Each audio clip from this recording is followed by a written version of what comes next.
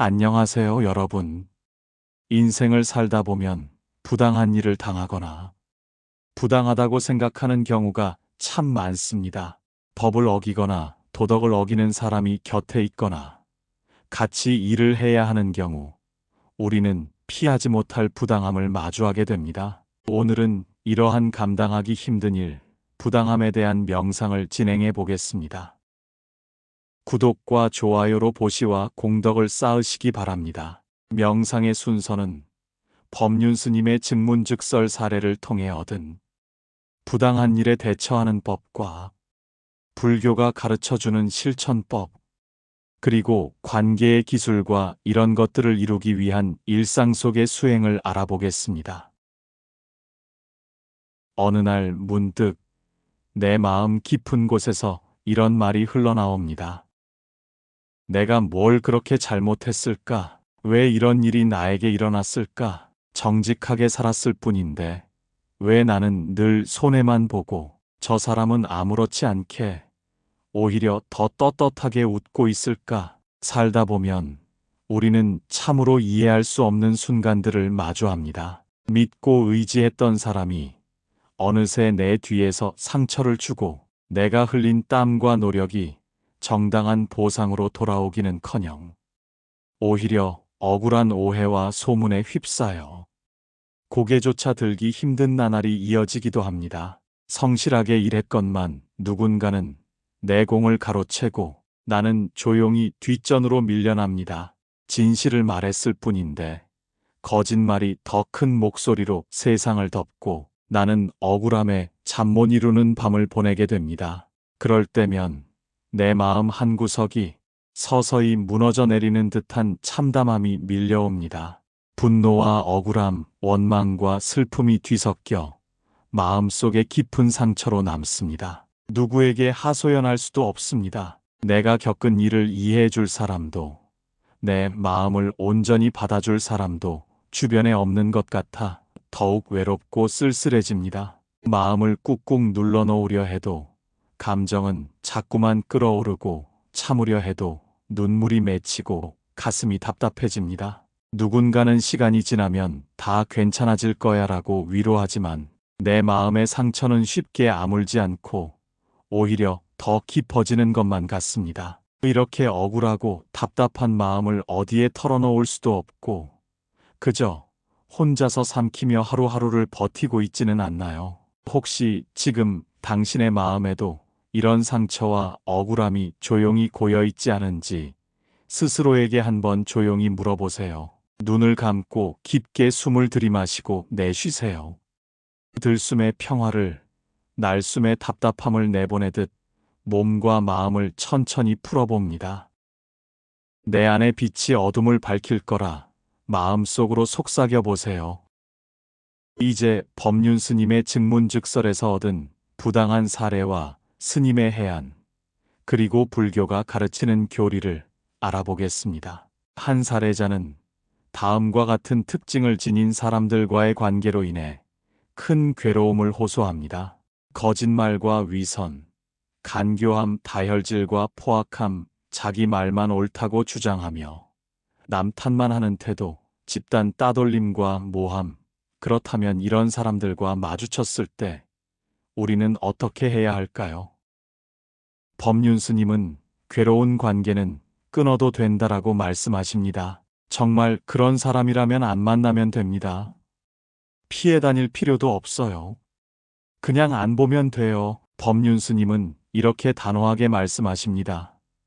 괴롭고 유해한 인간관계는 억지로 유지할 필요가 없습니다. 직장 등 불가피한 관계라면 부서 이동이나 이직도 하나의 방법입니다. 직장 동료라면 그냥 동료로만 지내면 됩니다. 팀을 이뤄야 한다면 다른 회사로 가면 되죠. 불편한 관계에서 억지로 버티지 말고 현실적인 선택을 통해 자신을 지키는 것이 중요합니다. 스님께서는 또 이런 조언을 하십니다. 모함과 비난, 흔들리지 말라.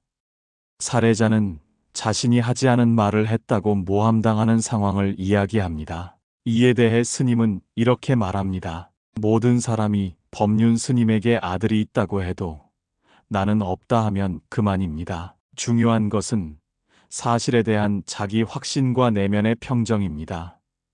세상이 어떻게 말하든 내가 진실을 아는 한 흔들릴 필요 없습니다. 개는 짖어라, 기차는 간다. 소문에 일일이 대응할 필요는 없습니다. 스님께서는 또 이런 조언을 하십니다. 권리는 스스로 지켜야 한다. 사례자는 아르바이트 중 부당하게 세금을 떼인 상황에 대해 고용주가 잘못한 것 같지만 신고하기는 부담스럽다고 말합니다. 이에 대해 스님은 분명하게 말씀하십니다. 사회가 정의롭지 못한 건 질문자 같은 사람 때문이에요. 부당함을 그냥 넘기는 것은 착한 것이 아니라 어리석은 것입니다. 법과 제도가 보호해주는 영역은 적극적으로 활용해야 합니다. 자기 권리는 자기가 찾아야지. 자기 권리 못 찾는 사람은 착한 사람이 아니라 어리석은 사람이에요. 스님은 또 이런 조언을 합니다. 자기 인식을 정확히 하라. 사례자는 자신이 어리버리하거나 모자라 보여 억울한 일을 자주 당한다고 말합니다. 스님은 농담 섞인 직언으로 이렇게 말씀하십니다. 나도 이야기 들어보니까 좀 모자라 보여요. 이 말은 자기 인식을 솔직하게 하고 그에 맞는 대처를 하라는 뜻입니다. 누명을 쓰고 억울하다면 두 가지 선택이 있습니다. 분명하게 그건 사실이 아닙니다 라고 말하기. 그 말을 하는 이들을 그냥 내버려 두기. 필요하면 법적으로 대응하고 아니라면 마음에서 놓아버리는 지혜가 필요합니다. 정리하면 이렇습니다. 인생에서 사람 때문에 괴로울 때 우리는 너무 복잡하게 고민합니다. 하지만 법륜 스님의 조언은 단순하고 명료합니다. 피할 수 있다면 피하라. 사실은 침착하게 말하되 변명은 하지 말라. 권리는 스스로 지키고 부당함엔 제도로 대응하라. 마음으로 놓아버리는 훈련을 하라. 이 네 가지 원칙은 불교적 지혜와 현실적인 대처가 잘 어우러진 삶의 지침이 될 수 있습니다. 이제 우리는 현실에서 일어나는 부당한 일을 불교에서는 어떤 가르침으로 수행하라 했는지 조금 더 진지하게 배워보겠습니다. 첫 번째 불교의 가르침은 떠날 수 있는 용기입니다. 조용히 눈을 감습니다. 당신의 마음 한가운데 요즘 자주 떠오르는 얼굴이 있다면 떠올려 봅니다. 그 사람은 혹시 당신을 자주 속이고 무시하고 괴롭히지는 않았나요? 그 사람 앞에서 당신은 늘 말 한마디 조심했고 눈치를 보고 마음이 조급해지지는 않았나요? 이제 질문을 하나 던져봅니다. 이 관계는 꼭 유지해야 할까? 부처님께서는 고통의 근원을 집착이라 하셨습니다. 사람에 대한 집착, 관계에 대한 기대, 좋아져야 한다는 억지 희망이 우리를 더 괴롭게 만듭니다. 부처님 시대의 일화 하나를 떠올려 봅니다. 어느 날 한 비구가 부처님을 찾아와 말했습니다. 세존이시여, 저는 한 마을에서 포교 활동을 하려 했습니다. 하지만 그 마을 사람들은 저를 조롱하고 돌을 던지고 말로 모욕하였습니다. 부처님께서는 그 말을 들으시고 조용히 물으셨습니다. 그대는 그 마을에서 무엇을 구했는가? 그들의 신뢰와 개방적인 태도를 기대했습니다. 부처님은 부드럽게 말씀하셨습니다. 기대가 깨졌으니 그대는 괴로운 것이다. 그러나 그대는 도를 전하고자 했지 벌을 받으려 한 것이 아니니 더 이상 거기 머물 필요는 없느니라. 그대는 일어나 다른 곳으로 가거라. 너의 마음을 지키는 것이 첫 번째 수행이다. 이것이 바로 부처님께서 가르쳐 주신 관계의 지혜입니다. 내가 누군가에게 해를 끼치지 않았다면 그 사람이 나를 공격한다고 해도 반드시 거기 머물 필요는 없습니다. 이제 다시 당신 자신의 삶으로 돌아옵니다. 그 사람과 마주할 때 몸이 굳어졌던 순간을 떠올립니다. 혹시 그래도 참아야지. 이 정도는 다 그러고 살아라고 스스로를 다그치지는 않았나요? 부처님께서는 어리석은 자를 벗어나라고 가르치셨습니다. 법구경에는 이렇게 나옵니다. 어리석은 사람과 100년을 함께 사는 것보다 지혜로운 사람과 하루를 함께 하는 것이 낫다. 당신이 매일 부딪히는 그 사람이 당신을 더 어리석게 만든다면 거기서 벗어나는 것은 도망이 아니라 지혜입니다. 자, 이제 숨을 깊게 들이마십니다. 그리고 천천히 내쉽니다. 한 번 더 질문을 던져봅니다. 나는 지금 어떤 선택을 해야 나의 평화를 지킬 수 있을까? 이 관계를 계속 유지하는가 아니면 나를 지키기 위해 거리를 두는가? 무엇이 나를 자유롭게 하고 무엇이 나를 더 묶는가? 부처님께서는 오온이 공하다고 하셨습니다. 모든 것은 변하고 모든 것은 흘러갑니다. 관계도 마찬가지입니다. 이 사람과의 인연이 한때 소중했다 해도 지금 독이 되어버렸다면 내려놓을 수 있어야 합니다. 떠나는 것은 포기가 아닙니다. 진짜 나에게로 돌아가는 시작입니다. 이제 마음속에서 이렇게 중얼거려 봅니다. 나는 나를 해롭게 하는 관계에서 떠날 권리가 있다. 나는 내 마음을 지키기 위해 선택할 수 있다. 그 어떤 사람도 내 평화를 흔들 자격은 없다. 이제 천천히 숨을 한 번 더 들이쉬고 내쉬며 몸의 긴장을 풀어줍니다. 떠날 수 있는 용기, 놓을 수 있는 지혜, 나를 지키는 자비.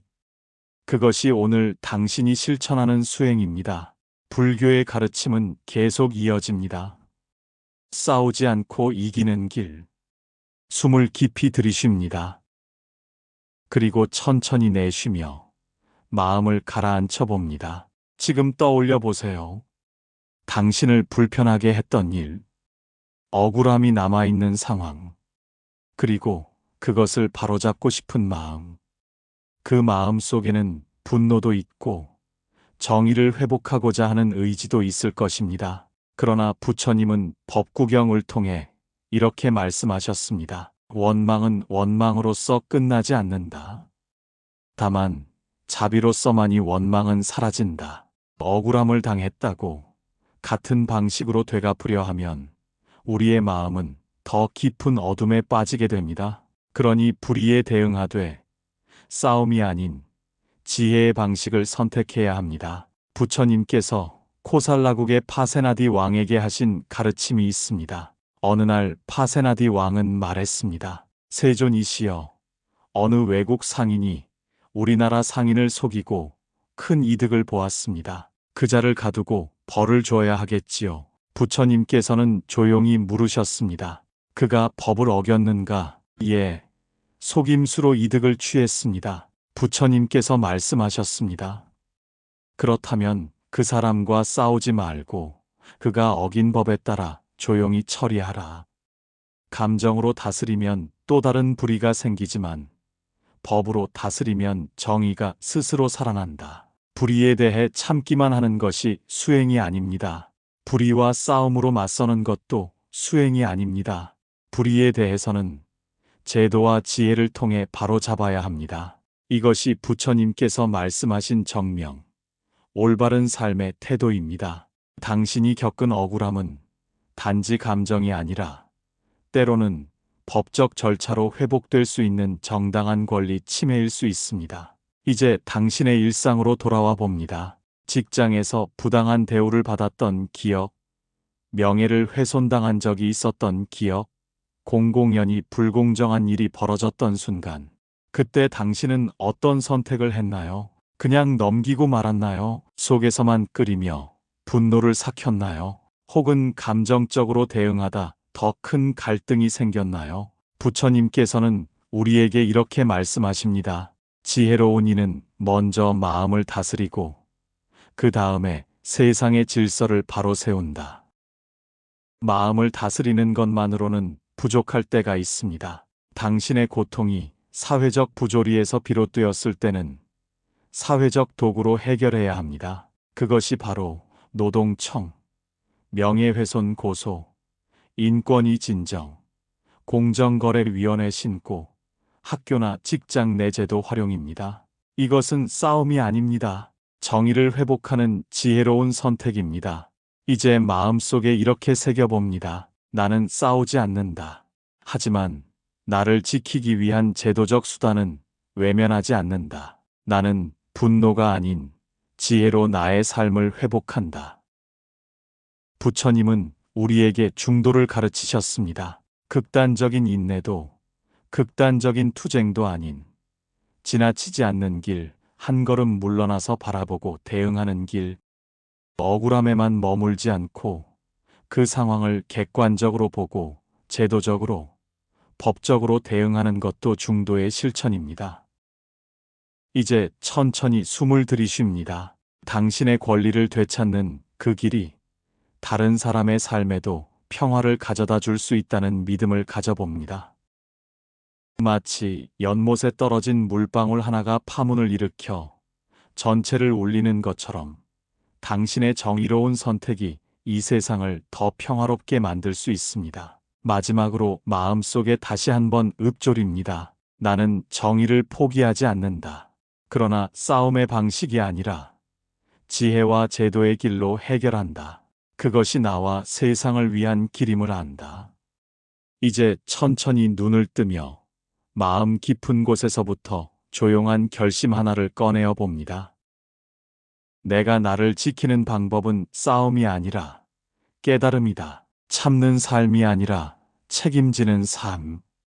지금 이 순간 조용히 숨을 들이쉬고 마음을 가라앉혀 봅니다. 우리의 삶 속에는 그냥 참자, 넘어가자는 선택을 무수히 반복해야 하는 순간들이 있습니다. 하지만 가만히 물어봅니다. 나는 지금 정말 수행자로서 참는 것인가? 아니면 두려움과 무력감 때문에 참는 것인가?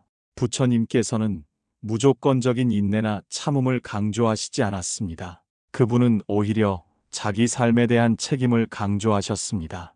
자기 자신이야말로 의지할 수 있는 주인이며 자기 자신을 지키는 가장 큰 보호자이다. 라고 법구경은 설명합니다. 이 말씀은 우리에게 이렇게 전합니다. 그저 참고 사는 것이 미덕이 아니다. 자기 권리를 스스로 챙기고 자기 삶을 책임지는 것이 참된 불자이다. 옛날 이야기 하나를 들려드릴까요? 어느 날 한 비구가 수행 중에 동네 사람들에게 조롱을 당하고 돌팔매를 맞는 상황이 생겼습니다. 그는 부처님께 와서 말했습니다. 세존이시여, 저는 자비를 실천하려 했으나 사람들이 저를 업신여기고 때렸습니다. 계속 참아야만 합니까? 부처님께서는 말씀하셨습니다. 인욕은 수행의 귀한 길이다. 그러나 어리석은 자가 자비를 빌미로 스스로를 짓밟게 두는 것은 어리석음이다. 자비는 자기 보호와 함께할 때 비로소 완성된다. 그 말씀을 들은 비구는 다음 날 장로 비구와 함께 마을을 찾아가 법을 설하고 마을 어른에게 상황을 알렸습니다. 이후 그 마을에서는 더 이상 수행자를 해치거나 업신여기는 일이 없었습니다. 이 일화는 우리에게 이렇게 말해줍니다. 참는 것이 전부가 아니라는 것. 지혜롭게 알리고 바로잡는 것이 진정한 자비라는 것. 이제 우리 자신의 삶으로 돌아와 봅니다. 우리는 종종 불편해도 그냥 참아야지. 괜히 나섰다가 더 피곤해질 수도 있어. 이런 마음으로 스스로를 눌러왔습니다. 하지만 그럴수록 내면은 조용히 고통을 쌓아가며 작은 불공정에도 크게 흔들리는 예민한 사람이 되어버리곤 합니다. 그것은 수행이 아니라 누적된 상처입니다. 부처님께서 말씀하신 팔정도의 첫 번째 항목은 바로 정견, 올바른 통찰입니다. 정견이란 무조건 참는 것과 참을 필요가 없는 것을 분별하는 눈을 갖는 것입니다. 그래서 부처님은 늘 말씀하셨습니다. 중생이 미혹한 까닭은 분별하지 않기 때문이다. 당신이 만약 누군가로부터 무례한 말을 들었거나 명백한 불공정을 경험했다면 그것을 무작정 참고 묻어두는 것이 아니라 조용히 정리하고 필요한 말은 전하고 필요한 절차는 밟고 스스로의 삶에 책임을 지는 것. 그것이 진정한 불자의 태도입니다. 이제 조용히 자신에게 말해봅니다. 나는 더 이상 무조건 참지 않겠다. 그러나 분노로 맞서지도 않겠다. 나는 나를 위해 말하고 나의 삶을 지키기 위해 행동하겠다. 그것은 분노의 선택이 아니라 존엄의 선택입니다. 다시 한번 숨을 깊이 들이쉬고 당신의 내면을 바라봅니다. 그동안 내가 얼마나 많은 것을 참고 얼마나 많은 것을 삼켜왔는지, 그 침묵과 인내가 과연 나를 자유롭게 했는가, 아니면 더 갇히게 만들었는가. 이제부터는 부처님의 가르침을 따라 당당하게 말할 수 있기를 바랍니다. 나는 싸우지 않는다. 그러나 나는 내 권리를 침묵하지도 않는다. 이것이 중도의 길입니다. 한쪽으로 치우치지 않고 지혜롭고 단단하게 스스로를 지켜가는 수행자의 길, 그리고 바로 이것이 우리가 지금 이 순간 배우고 실천해야 할 가장 현실적이고 실용적인 자비의 실천입니다. 이제 눈을 감고 조용히 마음속에 새깁니다. 참음이 전부가 아니다. 지키는 것도 자비이고 바로잡는 것도 수행이다. 숨을 들이쉽니다. 그리고 천천히 내쉬며 당신의 내면 깊숙한 곳에 자리 잡은 지혜의 씨앗을 느껴봅니다. 당신은 지금 싸우지 않고도 스스로의 삶을 지킬 수 있는 힘을 배우고 있습니다. 분노하지 않되 단호하게 대응하라. 조용히 눈을 감고 숨을 깊이 들이쉽니다. 그리고 길게 내쉽니다. 한 가지 질문을 마음속에 띄워봅니다. 나는 지금 화를 내는 사람인가, 아니면 상황에 지혜롭게 대응하는 사람인가? 우리는 종종 이런 상황을 겪습니다. 부당한 말을 들었을 때, 무시당하거나 억울한 일을 당했을 때 속이 부글부글 끓습니다. 그때마다 화를 내야 할까? 아니면 아무 말 없이 참아야 할까? 불교에서 화는 삼독심 가운데 하나로 우리 마음을 어지럽히는 중대한 장애물로 여겨집니다. 분노는 모든 선행을 태워버리는 불길이다. 하지만 분노를 내려놓으라는 말은 무조건 참으라는 의미가 아닙니다. 불교에서 말하는 무염의 경지는 화에 물들지 않고 그러면서도 상황에 정확하게 반응하는 상태를 의미합니다.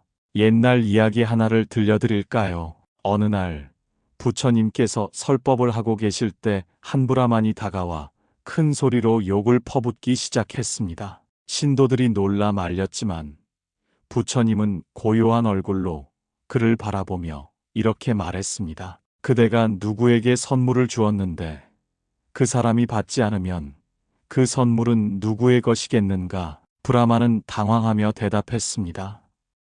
받지 않으면 준 사람의 것이지요. 그러자 부처님께서는 말씀하셨습니다. 그대가 나에게 욕을 주었으나 나는 받지 않았으니 그것은 여전히 그대의 것이다. 이 말씀은 단지 나는 참는다는 뜻이 아닙니다.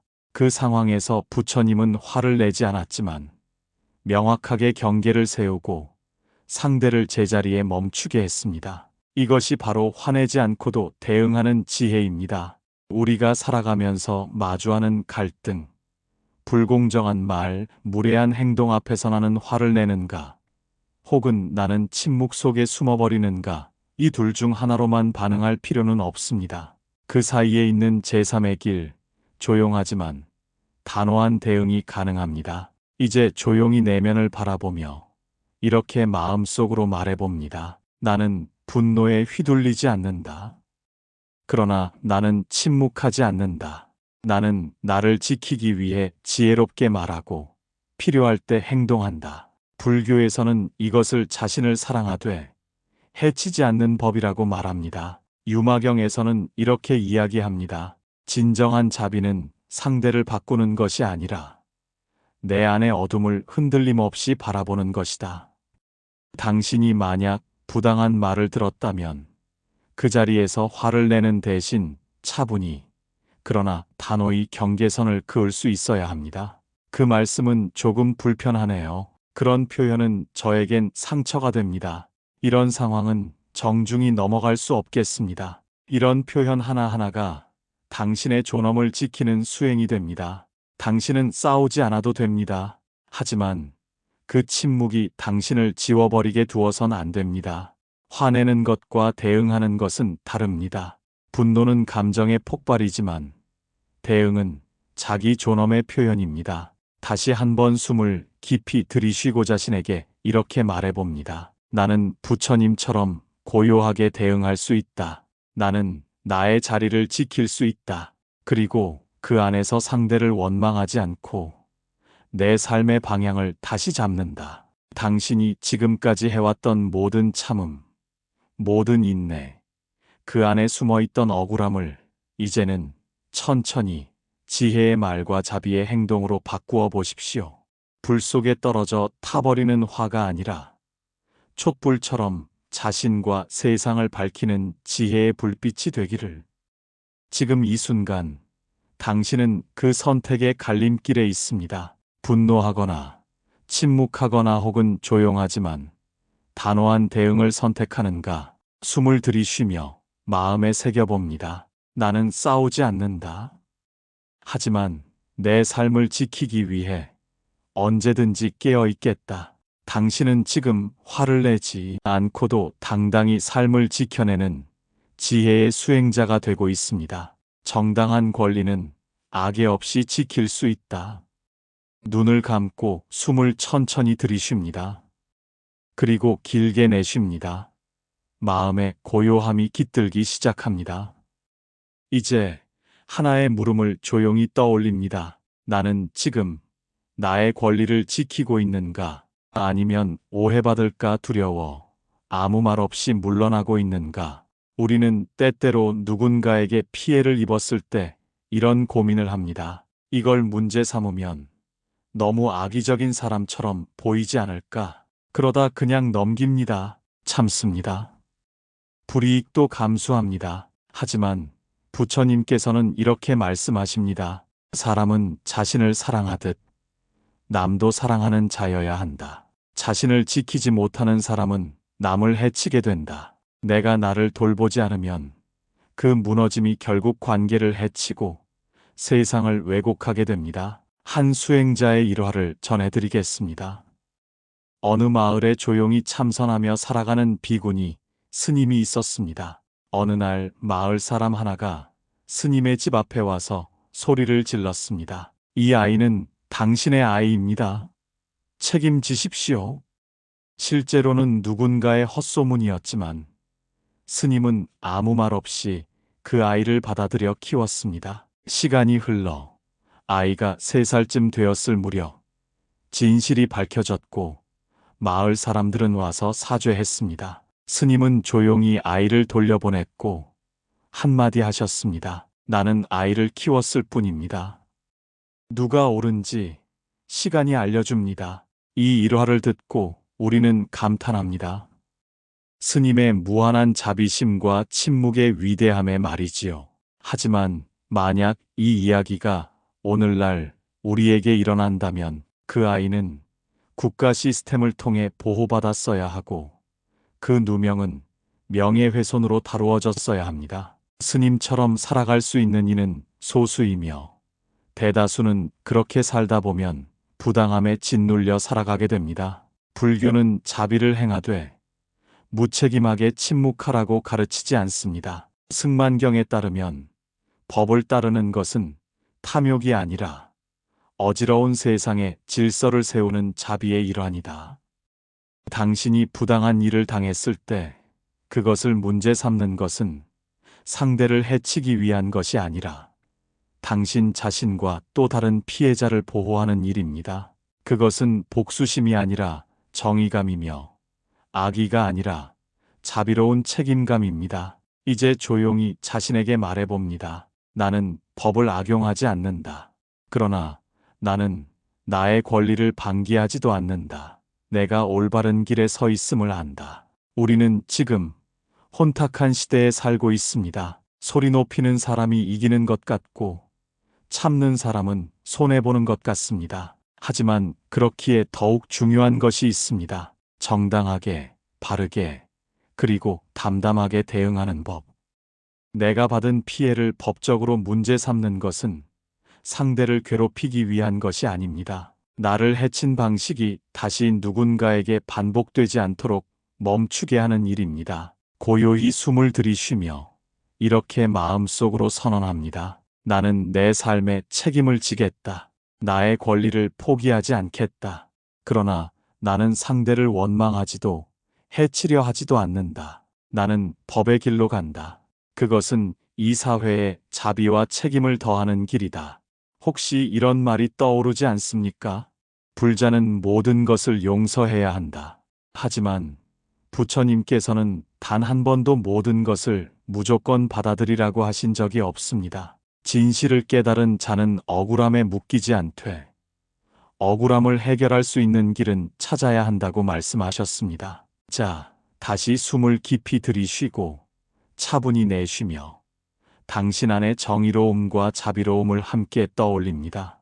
그 두 가지가 어우러질 때 당신의 행동은 분노도 아니고 복수도 아닌 지혜의 길이 됩니다. 나는 악의 없이 나의 삶을 지킨다. 나는 분노 없이 나의 존엄을 세운다. 나는 법의 길을 가되 미움 없이 이 사회의 조용한 변화를 만든다. 당신은 지금 자신의 권리를 사랑으로 지키는 조용한 불자의 길을 걷고 있습니다. 불의 앞에 침묵하지 않되 원망을 품지 말라. 자리에 편히 앉습니다. 어깨에 긴장을 내려놓고 눈을 가볍게 감습니다. 숨을 들이쉬고 천천히 내쉬며 마음의 문을 엽니다. 오늘 우리는 이렇게 질문합니다. 불의한 일을 겪고도 나는 여전히 사람을 믿고 있는가? 살아가다 보면 부당한 일을 겪게 됩니다. 나를 얕보고 이용하는 사람, 노력한 것을 가로채는 사람, 거짓말로 누명을 씌우는 사람. 그때 우리는 고민합니다. 이걸 그냥 넘어가야 할까? 아니면 싸워야 할까? 하지만 불교는 이 둘 사이의 제3의 길을 제시합니다. 침묵하지 말되 미움에 빠지지 마라. 말하되 원망하지 마라. 옳음을 행하되 증오하지 마라. 이것은 쉽지 않은 길입니다. 하지만 수행자의 길, 자비로운 인간의 길은 바로 이 길입니다. 당시 한 마을에 이기적인 부자 상인이 있었습니다. 그는 매일 가난한 이들을 쥐어짜고 남을 억압하며 자신만의 이익을 챙겼습니다. 어느 날 한 청년이 그의 부당함에 맞서 항의했습니다. 그는 소리치지 않았습니다. 싸우지도 않았습니다. 그는 마을의 원로와 스님들에게 이 상황을 알렸고 공정한 심판을 요청했습니다. 그리고 말했습니다. 제가 그를 미워하면 저는 그 사람과 같아지게 됩니다.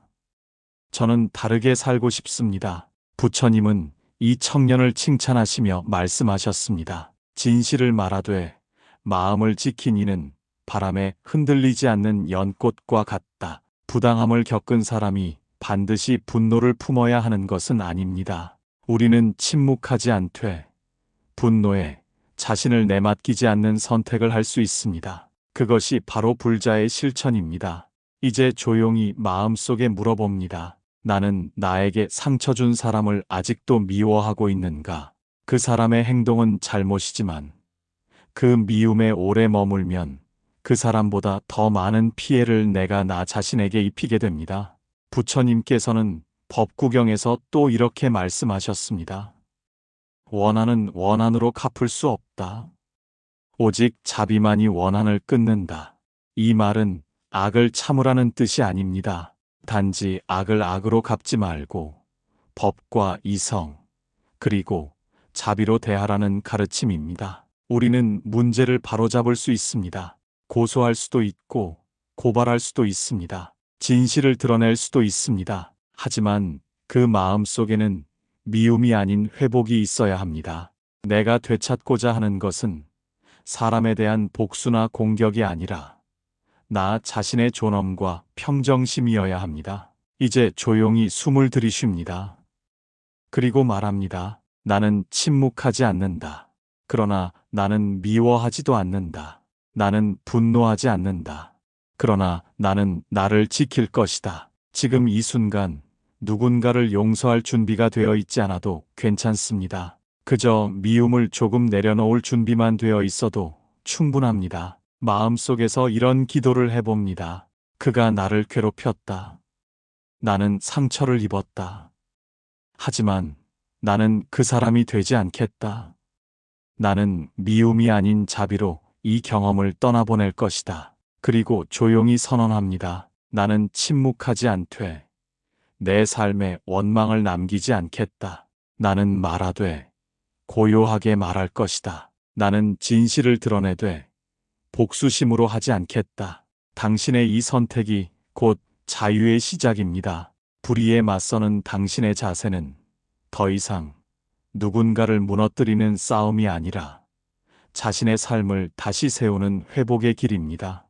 마지막으로 한 번 더 깊은 숨을 들이쉬고 길게 내쉬며 마음에 새깁니다. 나는 나를 지키되 이 세상도 함께 치유하는 사람이 되겠다. 나는 싸우지 않고 포기하지 않으며 원망 없이 걸어가겠다. 당신은 지금 자비의 길에서 가장 지혜로운 결단을 내리고 있습니다. 그렇습니다. 부당한 일을 당하면 처음엔 그게 전부처럼 느껴집니다. 내가 살아온 모든 시간, 내가 쌓아온 모든 마음이 한순간에 무너지는 듯한 참담함. 하지만 오늘 우리는 함께 살펴보았습니다. 그 아픔을 억지로 밀어내지 않아도 괜찮다는 것. 그 억울함 속에서조차 나 자신을 지켜보는 마음이 자란다는 것. 그리고 분노와 억울함을 뚫고 나올 길이 연민이라는 것을요. 혹시 지금도 마음속 깊은 곳에서 그 사람이 한 말이 반복되어 떠오르고 그 표정이 떠나지 않나요? 그럴 때는 그냥 그 장면을 조용히 바라보세요. 마치 구름이 하늘을 지나가듯이, 마치 물속에 뜬 연꽃잎 하나가 흔들리듯이. 그리고 조용히 이렇게 말해봅니다. 나는 괜찮아지고 있어. 이 감정이 다가 아니야. 나는 나의 평온을 선택할 수 있어. 불교에서 말하는 진짜 자유란 바깥 상황이 완벽해질 때 생기는 것이 아니라 상처를 바라보는 내 마음이 바뀔 때 오는 것입니다.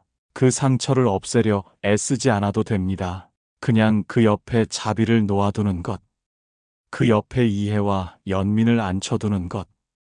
그러면 어느 순간 그 부당한 말이 내 삶의 전부는 아니었다는 걸 알게 됩니다. 그 사람의 평가가 내 존재의 진실은 아니라는 걸 깨닫게 됩니다. 그리고 나는 조용히 내 길을 걸어갈 수 있게 됩니다. 지금 이 영상을 보고 계신 여러분, 당신은 이미 아주 깊은 수행의 첫걸음을 내디딘 겁니다. 억울함에 무너지지 않고 그 감정의 한복판에서 나 자신을 살펴보려는 그 마음.